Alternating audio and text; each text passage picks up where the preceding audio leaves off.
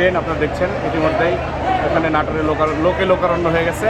আমরা সবাই ঢাকা অভিমুখে রওনা করবো কিছুক্ষণের মধ্যে ইনশাল্লাহ। এবং আগামী রাষ্ট্রনায়ক জনাব তারেক রহমানের 31 দফা বাস্তবায়ন করার জন্য নাটোরবাসী সবাই আমরা ঐক্যবদ্ধ রয়েছি এবং বিএনপি পতাকাত ঐক্যবদ্ধ রয়েছে। ইনশাল্লাহ আগামী দিনে আমাদের ধানের শীষের জোয়ার সারা বাংলাদেশে যেমন বইছে, আমাদের নাটোরেও ইনশাল্লাহ দুলু ভাইয়ের নেতৃত্বে ধানের শীষের জোয়ারে আমরা ভাসছে সারা নাটোর। ওদের স্বপ্ন পূরণে পাশে থাকতে পেরে আমরা গর্বিত।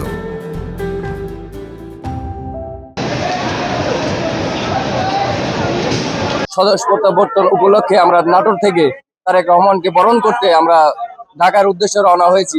সেখানে যে তারেক রহমানকে বরণ করব, বাংলাদেশের মাটিতে তারা 17 বছর আসতে পারেনি, নির্যাতিত কারা নির্যাতিত ফ্যাসিস্ট শেখ হাসিনার অত্যাচারে 17 বছর বাংলাদেশের মাটিতে আসতে পারে নাই। তাকে সেই বরণ করার উদ্যোগ লক্ষ্যে বাংলাদেশ থেকে হাজার হাজার জনতা স্রোত নামছে।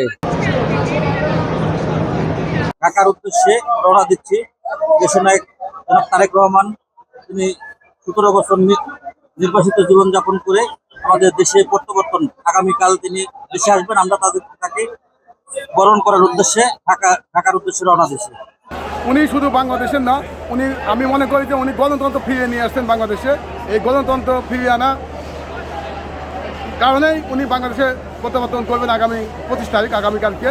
তারই আলোকে আমরা নাটোর জেলা বিএনপির আয়োজনে এবং সকল অঙ্গ সংগঠনের নেতৃত্বে আমরা হাজার হাজার নেতাকর্মী ঢাকায় সেই 300 ফিটে যিনি বক্তব্য দিবেন ওখানে আমরা সবাই অবস্থান করব। আমরা নাটোর রুহুল কুদ্দুস তালুকদার দুলু সাহেবের একনিষ্ঠ কর্মী সকল জনাব তারেক রহমানের 18 বছর পর বাংলাদেশের শুভ আগমন উপলক্ষে নাটোরবাসী স্বতঃস্ফূর্তভাবে ঈদের চাইতে বেশি আনন্দ উল্লাসের সঙ্গে আমরা নাটোর থেকে ঢাকার উদ্দেশ্যে রওনা দিয়েছি।